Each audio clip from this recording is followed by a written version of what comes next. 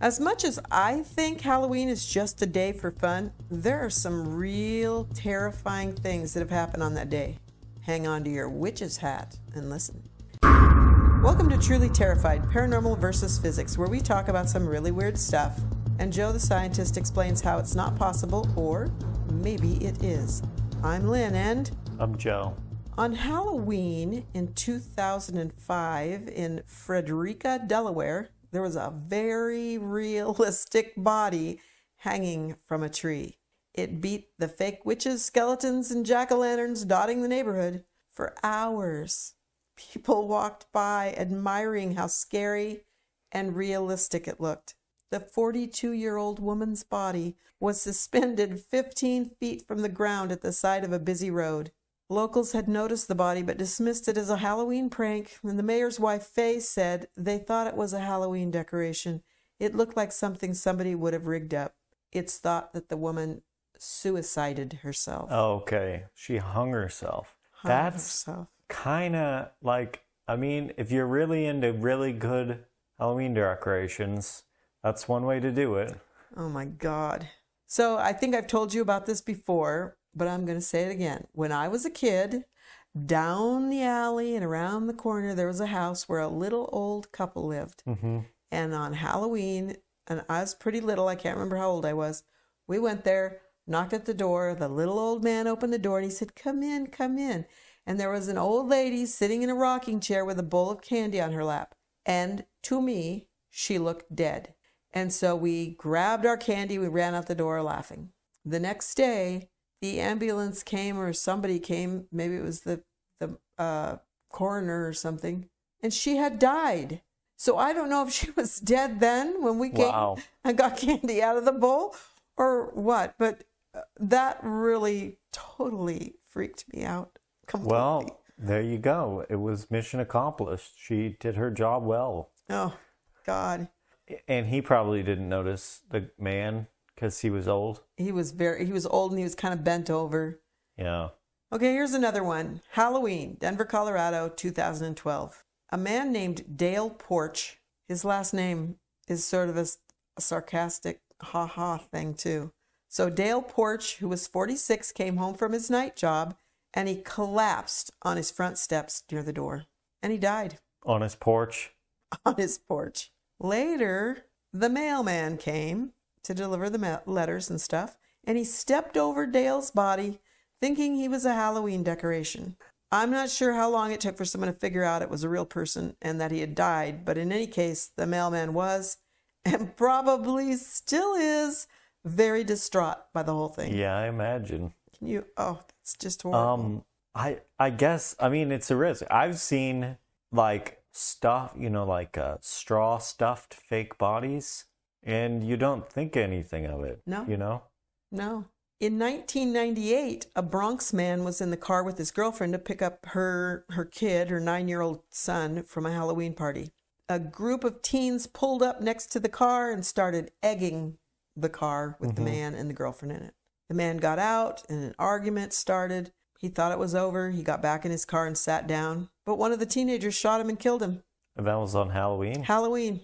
Wow, I guess that's a trick too far. Jeez. Okay. This one's from 1938, and I'm sure you've heard of it. It was the night before Halloween, and all across America, people were listening to CBS radio shows. They didn't have TV back then, so they would listen to radio shows. It's just the furnace. It's just a boiler turning on. It's not a ghost. Okay, so they would listen to radio shows, and there would be soap operas and news and talk shows and everything, just like TV, but it was on the radio. And all of a sudden, the radio show was interrupted, and a newsman's voice said, "Martians have invaded New Jersey." Oh, yeah. It caused mass hysteria for thousands of people around the country. But it was simply a radio play by Orson Welles called War of the Worlds. According to NPR, about 12 million people were listening when Welles' broadcast came on the air, and about 1 in every 12 thought it was real. Some percentage of that, 1 million people, ran out of their homes. Now, why? The Yeah, aliens were outside. Why would you run out of your house? I think I have to look into this more because I wonder that's how crazy. many people nowadays would do something like that, you know? Okay, so if we were sitting watching TV and all of a sudden our phones start going beep, beep, beep, beep, and we look and it says aliens have landed. No, because they wouldn't, it would be like, it'd have to be like, this is a play. You missed the first part where they had the disclaimer, this is a play. So it's like TV. You're on YouTube and go to a live thing and it's like in progress. They're saying there are aliens, look, and they're coming down. And then they talk about like, I don't know, make it really convincing, you know, talk about the UFO stuff that's been going on. And how many people would believe it? I honestly, my own hot take sense is people wouldn't respond. They just swipe to the next thing or whatever. You don't think so? I don't think 1 in 12 people would go outside and panic. Well, I know that if I believed it, I would not go outside. Yeah.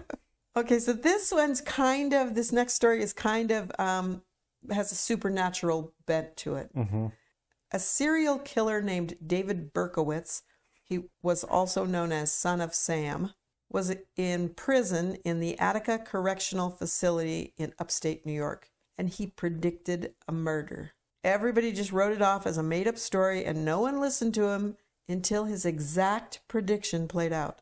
On the early morning of Halloween in 1981, while staying in their Manhattan home, 39-year-old Ronald Sisman and 20-year-old Elizabeth Platzman were beaten and shot to death. Berkowitz had described a cult carrying out this massacre and even described the exact apartment layout to a T.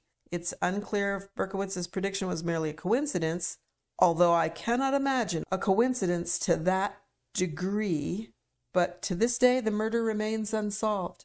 I read other things that said that Sisman and Platzman were in their house and someone came to their door and they answered the door and the person came in and beat them and then killed them. But how they would know that they came and answered the door, I don't know. You know, there was no sign of forced entry. Is that all they're going by? There were signs that they had been severely beaten before being shot, execution style. Well, so presumably either the serial killer who predicted it knew the people who did it and they synchronized at some point. The killers said, yeah, we're going to kill this person at this time. Or the serial killer got the information from some other means. If he used a telephone, he could have, you know what I mean? Like he got the information somehow. Right. So is it from presumption? Presumably it isn't supernatural, but some people will presume it's supernatural. If it's supernatural, then, you know, maybe then look at other things he said, because I don't know. But if it isn't supernatural, then why would he even predict it? Why would he? And you know, I don't know what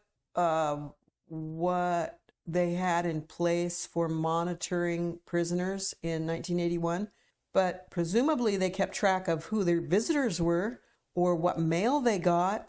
Maybe they even recorded their phone calls. Certainly there should be more information than just the scanty stuff I was able to find, which was just that nobody knows how Berkman, whatever his name was, Berkowitz, knew. Son of Sam, yeah. How he knew this, but yeah. He had the killer sense. Murder. Somewhere I read that there was DNA, but the coroner had no way of doing anything with it, so he just threw it away. Wow. In 2011, on Halloween night, 55-year-old Liddell Peoples noticed a bag of his Halloween candy was missing. And you know how people feel about their Halloween candy. He accused his girlfriend, Maria Adams, not from the Adams family, I might add, of taking it. And the couple started fighting. At one point, they were throwing dishes at each other, and Peoples had a cut over his eye. Probably a dish hit him in the face or something. As the fight escalated, Peoples grabbed a knife and stabbed his girlfriend multiple times with several steak knives. Then he called the police and notified them of the attack. The lady later died of her injuries at the hospital, and Peoples was arrested. The entire time, he just said that the fight and the attack were because of a missing bag of candy, and he was sentenced to 30 years in prison. So who took the candy? The girlfriend probably did take the candy. And ate it? Yeah, and she didn't want to fess up. Yeah, but it's not worth killing her over.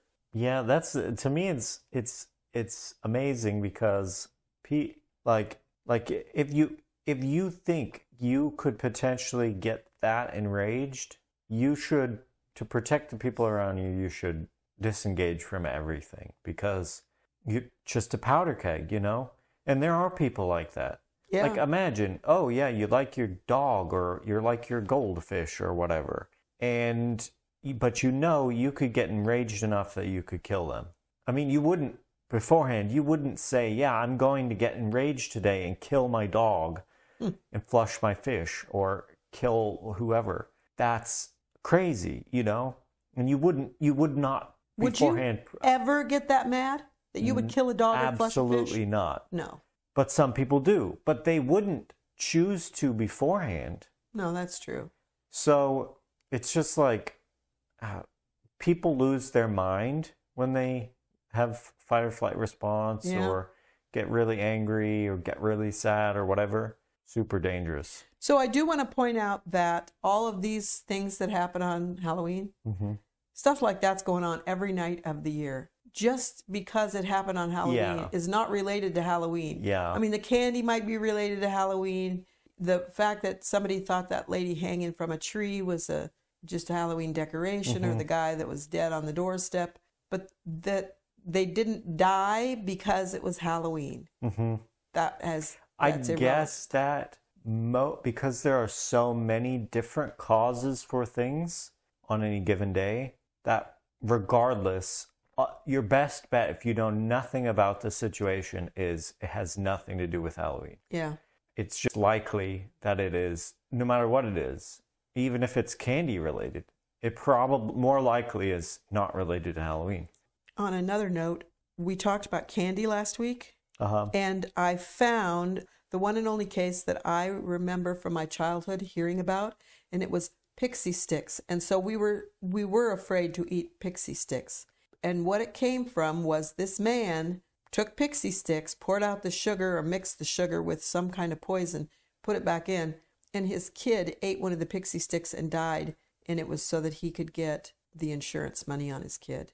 But at that time when it came out, I don't think we realized that it was the man. We just knew that like I said last time, most of those things they know the person. It's much more intimate than like this guy is just killing random kids. I did think it was interesting too on that episode that they said that a lot of the cases were actually kids they called them pranks, but kids faking that their candy had been poisoned or a razor blade had put in an apple to get attention. I thought that was pretty interesting. I think that like pixie sticks is a good example of candy that you basically can tell it's been tampered with. Yeah, the little end would be. Yeah, I mean, there's no you have no choice but to tear off the end. Yeah. You can't even like cut a hole and like inject powder somehow, because you'd have to cut off the crimped end, pour some out, put some poison in it. If it was a liquid, you could poke a hole,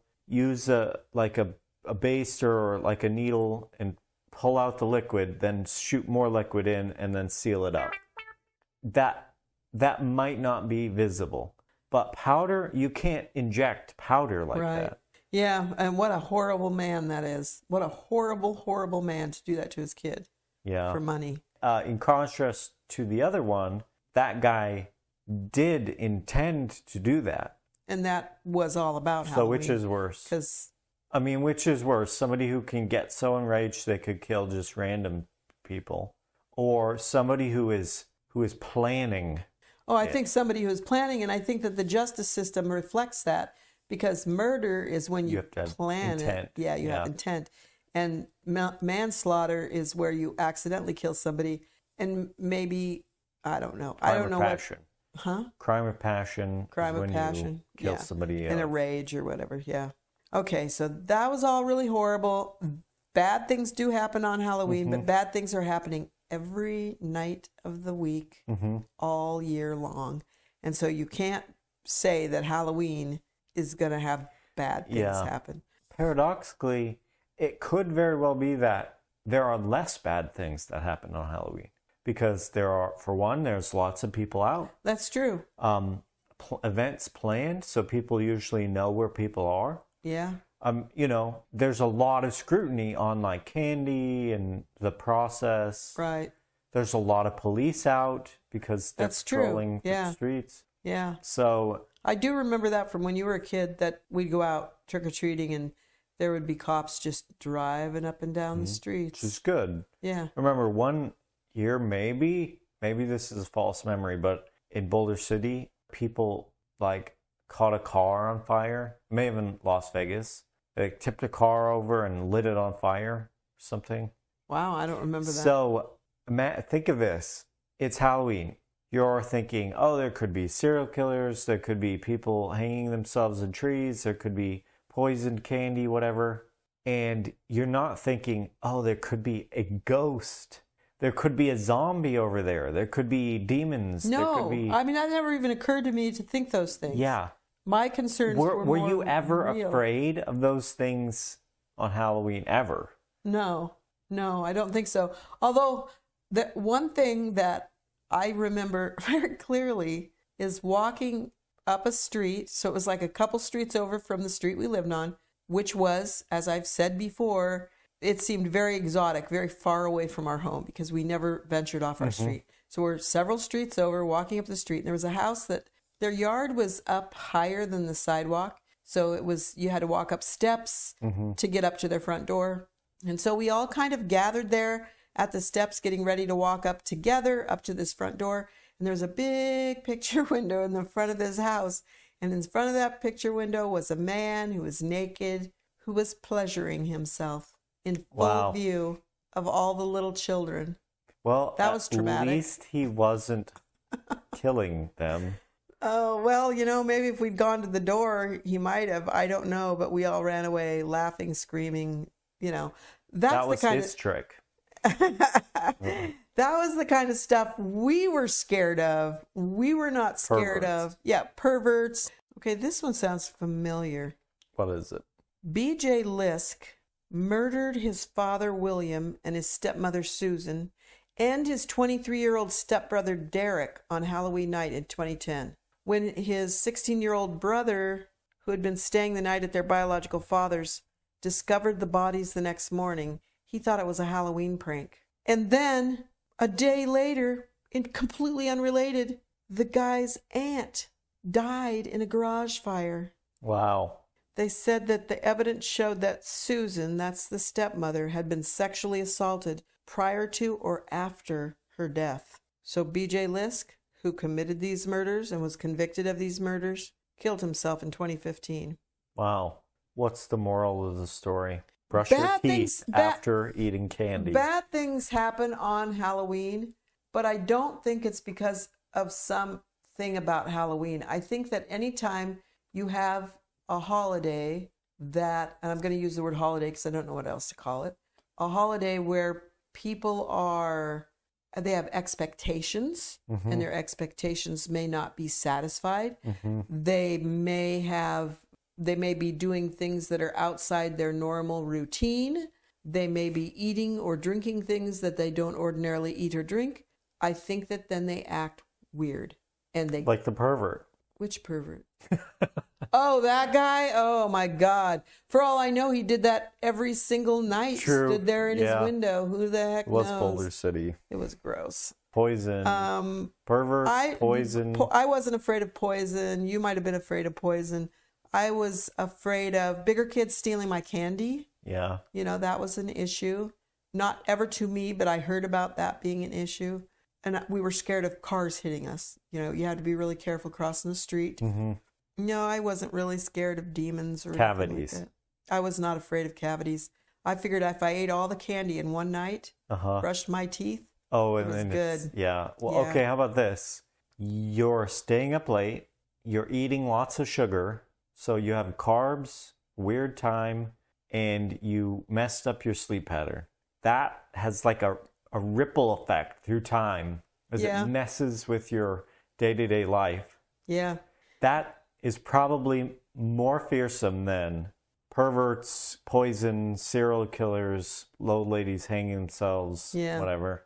You know, it is kind of funny, though, now that you mention it, as interested as my oldest sister was in paranormal stuff, and she was very interested in paranormal stuff, that she did not torment us more with stories that would terrorize us. Maybe she did tell us stories, but it didn't terrorize us. On Halloween. About Halloween or, So was she afraid of that stuff on Halloween? Hell, I don't know. Is anybody afraid of that stuff on Halloween? Yes, I think there are lots of people who are, because lots of people believe that Halloween is an evil holiday that honors monsters and creatures from the underworld. They believe so it's they satanic. don't participate, right? Yeah, they don't participate. Good. Yeah, I agree. Unfortunately, though, the more people who don't participate, that means the less people giving out candy. Because it's less people also trick-or-treating. Yeah. So it's kind of, a ripple effect. To cleanse your mind of all that terror, it wouldn't be me without telling you a nice thing about it. Well, that's not really true. About I always Halloween? say horrible things. Yeah, but here's a positive spell you can do on Halloween. Like a witch's spell? Yeah. No, it's the ancient Celts. Okay. A pagan thing. The ancient Celts observed Samhain as their new year. So it's a funny time it's the end of the year. Oh, the growing kind of and cycle. so then you have the new year starting and everything's starting over fresh. They celebrated it by settling their debts, which is good, and they would seek out predictions for the year to come. So they probably, with that whatever means at their disposal or within their culture, looked to determine what was going to happen in the future. One thing many people did and still do is to symbolically let go of what you don't need anymore. So you're letting go of the past year, you're letting go of everything that happened, and they might break bad habits or let go of old fears or prepare themselves to release burdens from the past so they can go on to the future, which is probably why they paid off their debts. So this is one of the ways you can do it. You can use fire to do that. So you get a candle and you write on the candle the thing you're getting rid of. I'm gonna quit eating candy or whatever, gonna not steal from my neighbor down the road, Farmer O'Flanagan or whatever. And so you write that on the candle and then you burn the candle down till it's all the way burned down. And supposedly that releases it, and then you can release that problem. And you could also write it down on a piece of paper and then put the piece of paper into a bonfire or a fireplace or, some other fire and burn that up. Makes sense. They also used it as a time to deep clean their homes. Now, I think that probably that started as it's the end of the growing season and the harvest season. So now you don't have much to do, or at least you have less to do. So now you have time to do those things. You've probably really thrashed your house anyway because you've harvested food and you processed it and whatever else you had to do. So that's kind of a, logical time of year to do that would be during that period of time. But the stuff I read said that it actually clears away old negative energy. You can take that with a grain of salt because it's your favorite word, energy. But so Halloween, positive all the way. One creepy thing about Halloween: candy corn exists. Come on, I like candy corn. Just gross. It'd be like this. What's gross about it? It's like if you took stale Play-Doh with sugar in it and you ate it. What? Oh, how about this? Same with Christmas. Peeps. Peeps aren't Christmas. Peeps are Easter. Peeps are disgusting. Whatever. They're what like, is it on Christmas? I don't know. Peeps are like stale marshmallows. Christmas, malted milk balls. Those are gross. Malted gack balls, more like. Yeah, those are really gross. They taste like mothballs covered in chocolate. They're really nasty. I don't know. The candy I think that was kind of traditional in our family was chocolate covered peanuts. Oh, there used to be a candy called, I don't know what it was called actually, but it looked like ribbons and it was multicolored and then broken so that like it was just hard candy.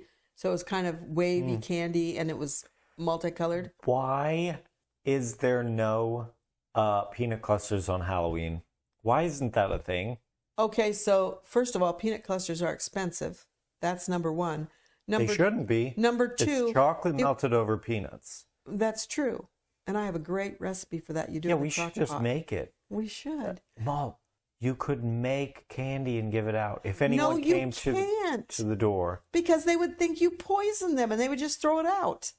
Well, true, they would just throw it out. Yes. It isn't illegal, though.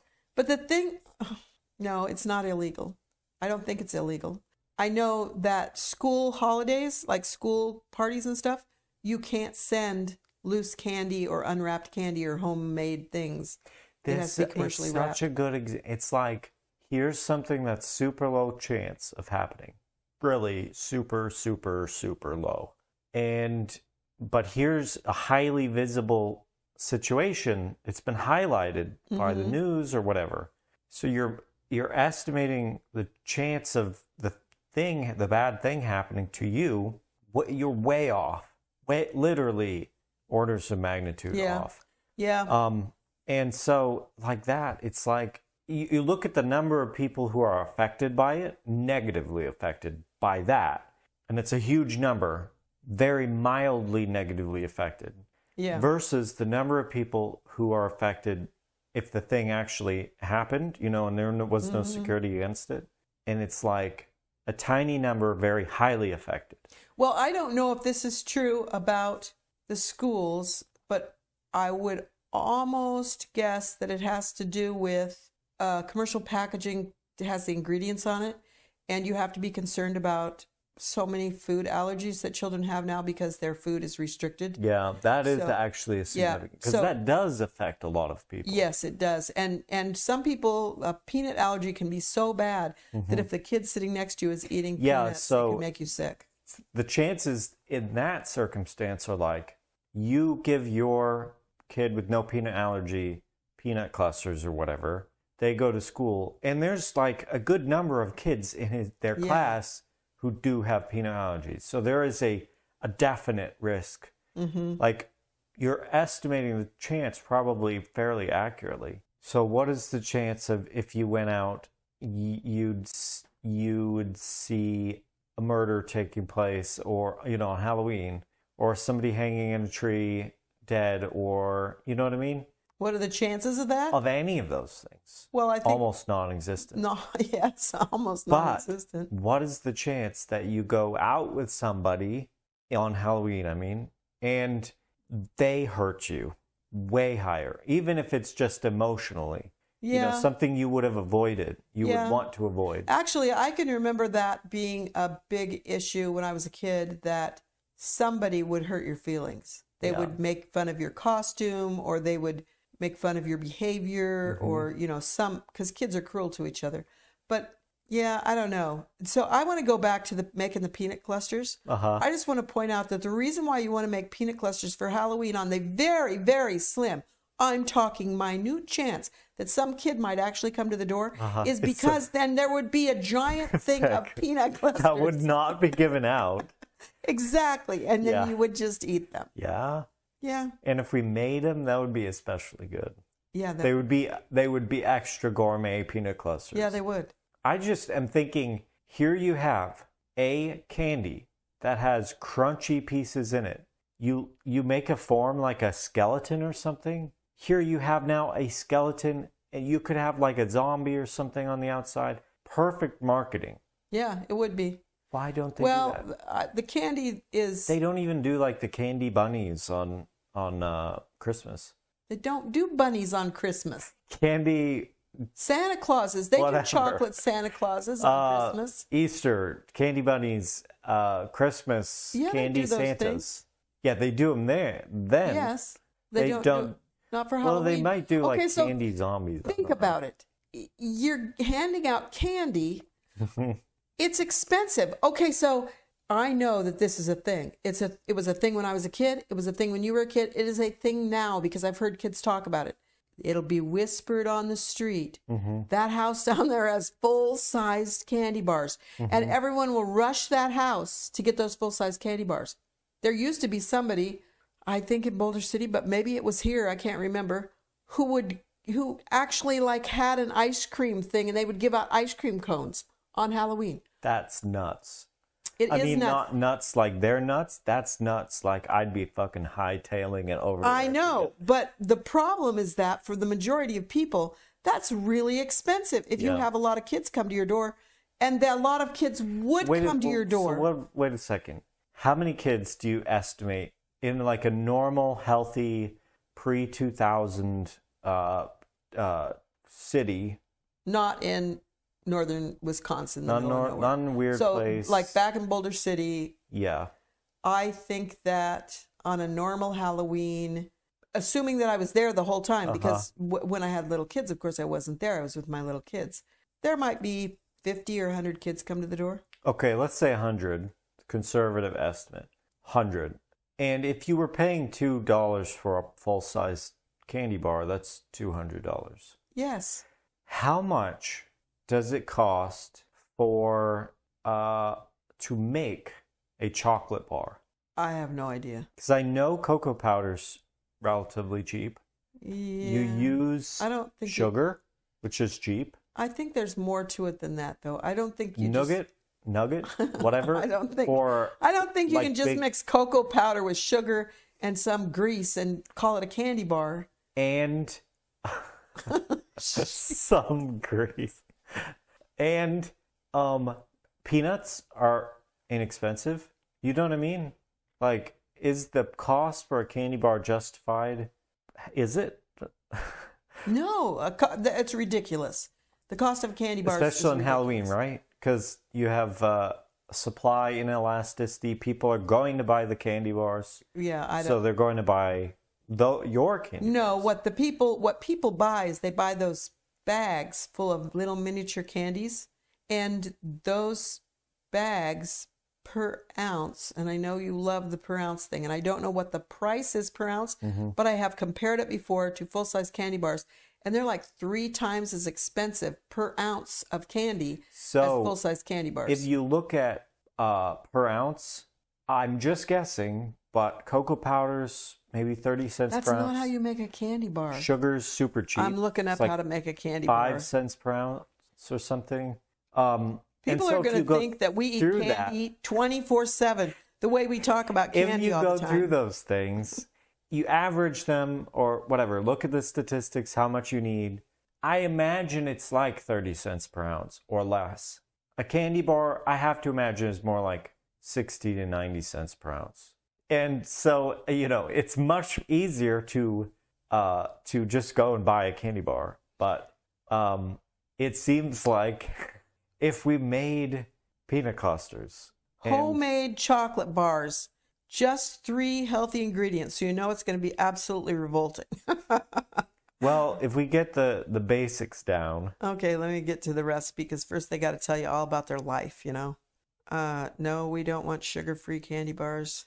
And nougat, whatever, is something they put in, like machine factory candy bars. And I think that's more or less like just sugar. So I did see a lot of recipes this morning, just looking at different candy stuff, that told how to make your own, what do you call those little, Reese's peanut cups? Reese's peanut, what are they called? Reese's cups, I think. Okay, so some people say Reese's, but I say Reese's. And basically what it was semi-sweet chocolate chips melted, put into a little muffin tin, then with a layer of chocolate mixed with sugar, and then another pour of chocolate on top. That wouldn't really peanut butter in them. Didn't I say peanut butter mixed with sugar? Oh, okay. Yeah, I thought you said chocolate. Okay, so this is what this says. This will yield 1 large or 4 small chocolate bars. Oh my God. Damn you. 1/4 cup cocoa powder. So, okay, and what else? 3 tablespoons coconut oil. Oil, okay. 3 tablespoons maple syrup, honey, or agave. So sugar, fat, and cocoa powder. Yeah. Right? That's all those things are super cheap. Crisco is the cheapest thing you can get per calorie.